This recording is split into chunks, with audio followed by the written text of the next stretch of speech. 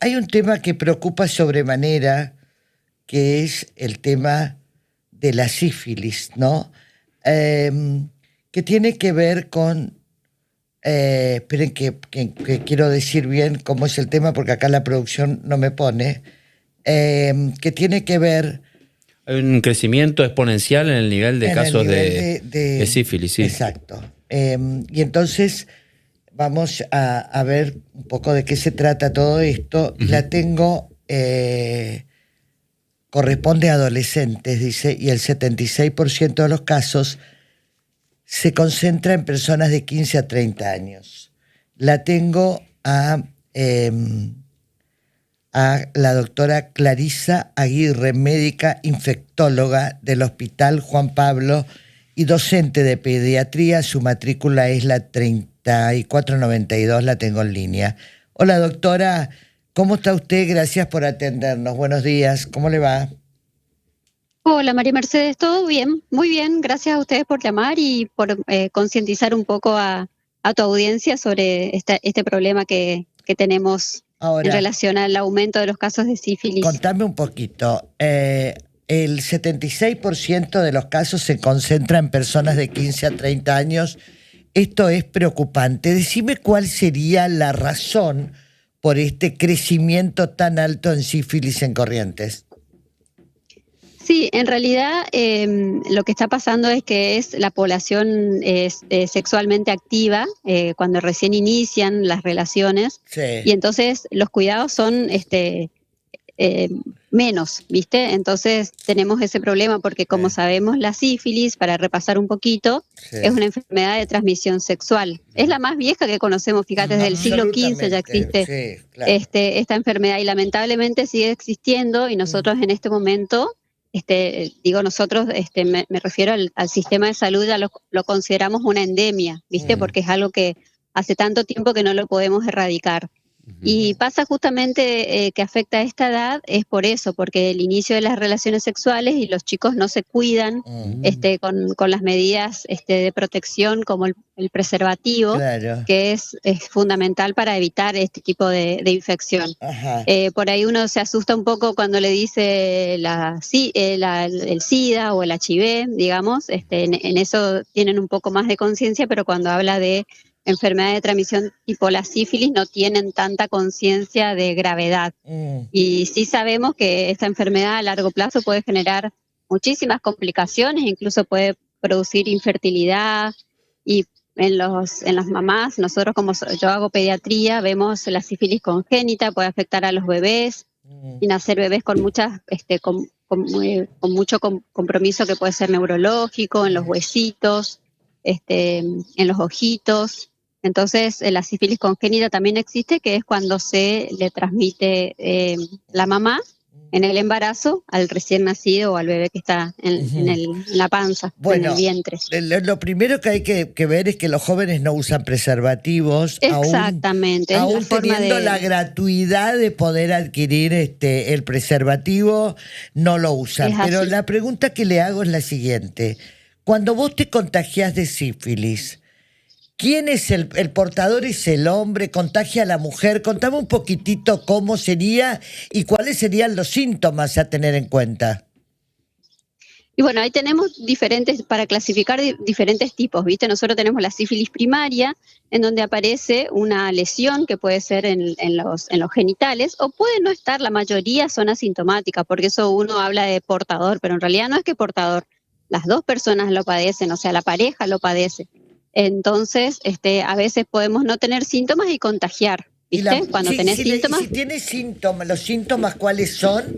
En el hombre y en Bueno, la por eso... mujer, Clarisa. Claro, por eso te decía, puede ser asintomática y cuando tiene síntomas puede ser lo que nosotros le llamamos chancro de inoculación, que es la lesión que aparece, por ejemplo, en el glande, en los órganos genitales masculinos y también en la mujer. Y después, ya cuando pasa un tiempo de esto, puede tener fiebre también, pero eso es bastante inespecífico. Y después que pasa un tiempo ya aparece lo que se llama la sífilis secundaria. La sífilis secundaria ya aparece lesiones en la piel como rash, como una urticaria, ¿viste? Y esas lesiones también pueden contagiar. Entonces hay que tener en cuenta el tiempo de evolución, porque lo que tiene de desventaja también esta enfermedad es que se puede volver a contagiar. O sea, nosotros hacemos un tratamiento, que el tratamiento sigue siendo el primer antibiótico que se descubrió, que es la penicilina, sigue siendo ese el tratamiento de elección para la sífilis. Pero una vez que uno hace el tratamiento, si la pareja no hace el tratamiento, se vuelve a reinfectar. O sea, ¿entendés? Entonces eso es un círculo ahí que es difícil. Nosotros, por ejemplo, en la sífilis congénita tratamos a la mamá, pero siempre tenemos que tratar a la pareja o al papá de esa mamá embarazada, porque si no, le vuelve a contagiar. Si la mamá no se trata, al tener nuevamente relaciones sexuales con la pareja, se vuelve a reinfectar. Claro, si la mamá se trata y se puede curar, después sigue con esa pareja y se vuelve a contagiar. ¿Entendés? Entonces, en el bebé, en el recién nacido, puede ser que la mamá se trató, pero si se volvió a reinfectar estando con la pareja que no se trató, ese es un gran problema también, ¿viste? Entonces, me parece muy importante eso, que siempre no es un tratamiento solamente de la persona que tiene el diagnóstico, tanto sea los síntomas o el análisis, viste que se hace por un análisis de sangre muy fácil, que se hace en cualquier laboratorio, se llama BDRL, y se confirma con otra más específica, pero no solamente hay que hacer el tratamiento a esa persona, sino a sus parejas o a su pareja, para que la sífilis se corte, pues si no sigue difundiéndose, digamos, por vía sexual. ¿Se cura la sífilis? Sí, por supuesto, se cura, pero es importante eso, el seguimiento. Una vez que nosotros hacemos el tratamiento, que son 2 o 3 dosis de penicilina, dependiendo del tiempo que lleva de la enfermedad, hay que hacer un seguimiento para ver que los títulos de eso que yo te decía, que se llama BDRL, que es la medición de los títulos del treponema, se llama la bacteria, en sangre, tiene que ir bajando. Ponele que vos tengas 1 en 512, bueno, yo tengo que ir bajando a 1 a 254, a 16, a 8, a 2, y a veces cuando queda lo que llamamos cicatriz serológica, te puede quedar 2 o 1 DILS, así se mide, viste, la BDRL. Eso ahora, puede quedar un tiempo largo, pero se cura. Se cura. El tema es la reinfección. Si nosotros seguimos teniendo conductas de riesgo de no usar preservativo y de tener más de una pareja sexual y todo eso, entonces es importante usar el preservativo, porque si no me puedo reinfectar todas las veces que no me cuido y estoy en contacto con una persona que tenga la enfermedad. Claro. Ahora, Clarisa, vos haces seguimiento de sífilis en adolescentes en el Juan Pablo II. Lo que yo te pregunto es lo siguiente. Sí. ¿Cómo se detecta, si por N que sea que es asintomático? ¿Cómo vos detectás que una mujer o un hombre, siendo una situación asintomática, es portador del sífilis? Y bueno, nosotros tenemos como conducta, pero eso es una pequeña porción de la población nomás, que a todo adolescente le pedimos serologías para enfermedades de transmisión sexual, no solamente para sífilis, le pedimos para HIV, para sífilis, para hepatitis B, C. Tenemos como rutina pedir a los adolescentes, pero como te digo, esta es una pequeña porcioncita de la población, ¿viste? Entonces, ahí podemos detectar. ¿Viste? Y nosotros lamentablemente ¿En sangre? Por la sangre. Exactamente, esto que yo decía, la BDRL. Claro. La BDRL una vez queda positiva, porque es una prueba de tamizaje, viste, que me puede dar un falso positivo, se llama, cuando algunas enfermedades o algunas reacciones cruzadas hacen que me dé positivo y el paciente no lo tenga. Entonces tengo que confirmar una vez que la BDRL me da positivo con otra técnica, y ahí asumo como sífilis y empiezo el tratamiento. Y después tengo que hacer el seguimiento para ver que ese valor que tenía inicialmente vaya disminuyendo hasta desaparecer. Doctora, el 76% de los casos son de chicos de 15... Adolescentes, sí. Adolescentes que van de 15 a 30 años, según este reporte que estamos leyendo. Y sobre esto quiero preguntarle qué importancia le da a la ESI, a la educación sexual en los colegios, qué pasó en ese sentido, ¿no? De un tiempo a esta parte. Y bueno, eso es sumamente importante, porque es como que nosotros en la época, yo ya tengo 52 años, ¿no? En nuestra época hablar de educación sexual infantil en las escuelas era como un tabú, en las casas también. Y eso tiene que cambiar, y de hecho ya hay una ley por la cual hace varios años que se tiene que hablar en las escuelas sobre la educación sexual infantil y enseñar a los chicos a cómo cuidarse. porque lamentablemente nosotros estamos expuestos a todas estas enfermedades y los chicos van a tener relaciones sexuales como es naturalmente, como sucede en la vida, digamos, pero lo que tenemos que estar nosotros atentos como papás y como profesionales de la salud es ayudarlos y acompañarlos a que ellos sepan cuidarse y cómo cuidarse, porque por ahí ellos tienen vergüenza, pero en los colegios, entre los profesores y los mismos compañeros, tienen que tener un aporte, un apoyo para que ellos puedan sacarse las dudas y saber qué significa todas estas enfermedades de transmisión sexual y cómo evitarlas, cómo prevenirlas. Hay un acompañamiento en casa también, ¿no? Que tenemos que hacer más allá de lo que se pueda dictar en la escuela.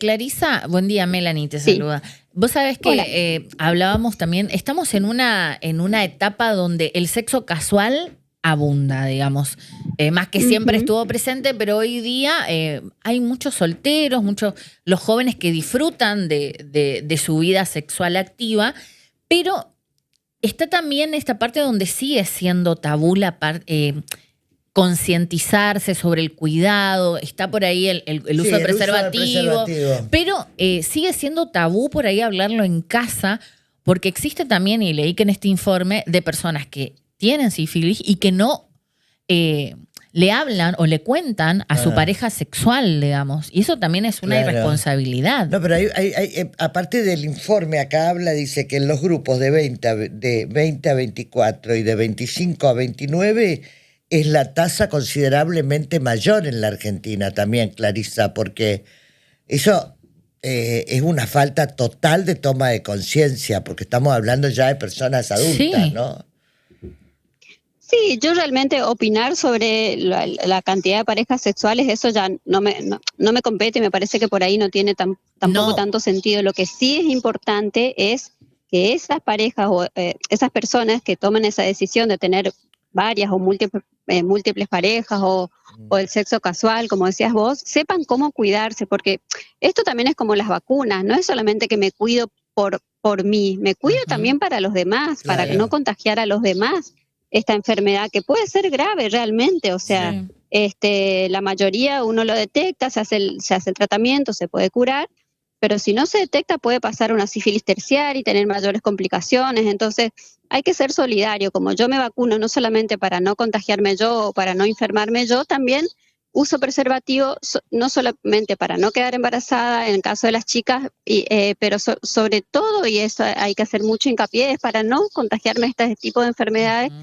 que, como les decía inicialmente, en este momento se considera endémica, porque hay tanta cantidad de casos que ya se considera una enfermedad endémica. Entonces me tengo que proteger con preservativo, y esto significa con preservativo en todas las instancias de relaciones sexuales, porque no es solamente la relación sexual, la común, digamos, vamos a decirlo así, sino que también de otras formas de relaciones, también la oral, la anal, la vaginal, todo lo hablo así a pesar del horario, pero para que se entienda claramente que yo me pongo preservativo en una relación vaginal, pero también tengo que usar en las relaciones de sexo con hombres el preservativo cuando tengo relaciones por vía anal y oral, que eso también a veces está como decir, no, si es oral no me contagio. O viste que a veces no me quedo embarazada porque hago oral, pero sí me contagio enfermedades de transmisión sexual. Entonces ahí también tengo que usar preservativo.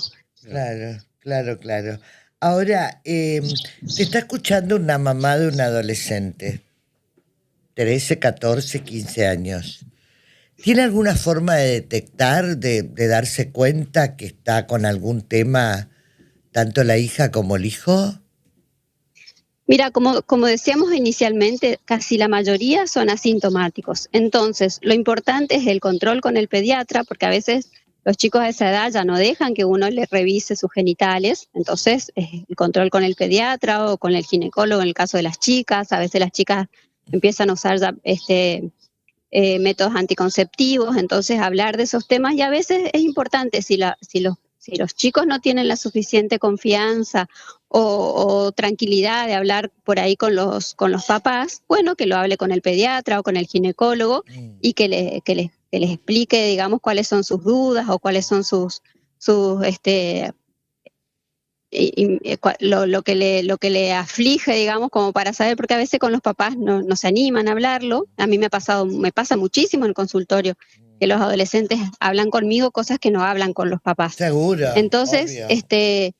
La única forma en el caso de asintomáticos es pedir de rutina un análisis, Claro. ¿sí? Y en base a eso, uno puede tomar decisiones para hacer el tratamiento, y después que los chicos ya tienen una primo-infección, es como que toman un poquito más de conciencia y empiezan a usar un poco más el preservativo. Lo ideal sería no llegar a eso y prevenir, por supuesto. Obviamente, ¿sí? obviamente. Pero es importante alguien de confianza en la familia. A lo mejor no es la mamá o el papá, pero a lo mejor es una tía, un padrino, una madrina, alguien con lo que ellos se sientan más en confianza como para poder hablarlo. Y usar preservativo, porque esta enfermedad se cura, pero hay otras que no, como la hepatitis, que uno por ahí la tiene olvidada, la hepatitis B, la hepatitis C y por supuesto el HIV, que son menos frecuentes, pero también existen y esas no se curan. Y la importancia de las vacunas también, hablaste de la hepatitis, hablaste, qué importante, porque hay gente que no se está vacunando, ¿eh? Pero esto no solo acá, sino en el país. Estamos pasando por una situación que no hemos vivido ni post-pandemia. Post-pandemia hemos tenido una baja importantísima, pero por ahí no justificada, porque no se justifica nunca, pero sí entendible, porque bueno, la gente estuvo en sus casas, digamos. Entonces hubo como que hacer todo un refuerzo gigante para volver a los niveles de vacunación pre-pandemia, que nos costó muchísimo, pero ahora en este momento quizás la pandemia sirvió también por el tema de que empezaron a aparecer muchas personas antivacunas, ¿sí? Y eso hizo un poco que la credibilidad de la población en relación a las vacunas se vio como afectada. Entonces tenemos que volver a hablar los pediatras, en las escuelas, en todas las sociedades científicas, porque realmente estamos pasando por una situación en que la cobertura de vacunación en algunos casos bajó al 50%, y nosotros sabemos que para que una vacuna sea efectiva para evitar una enfermedad, por decirte sarampión, como cualquiera de las otras inmunoprevenibles, tenemos que tener una población por arriba del 90% vacunada para que eso suceda. Bueno, ya que lo menciona, hay una alerta de parte del Ministerio de Salud por un brote de sarampión, que también tiene que ver con esto que usted dice sobre la vacunación. Y sí, porque también empiezan a venir de otros lugares donde la vacunación no es obligatoria. Hay otros países en donde la vacunación no es obligatoria, como en el nuestro, y entonces empiezan a difundir esa enfermedad en lugares en donde la cobertura está bajísima, y entonces el sarampión es una enfermedad que nosotros la teníamos controlada y ahora tenemos brotes relacionado a esto, a la baja cobertura que estamos teniendo de vacunas. Eso es muy, muy grave, la verdad. Sí, una mentalidad terrible eso de que hay padres que deciden no vacunar a sus hijos. Doctora, ha sido usted muy clara. Muchísimas gracias por este contacto. Bueno, un abrazo. Saludos a todos. Chau, chau. La doctora Clarisa Aguirre es médica infectóloga del Hospital Juan Pablo II, docente en pediatría. Su matrícula es la 3492.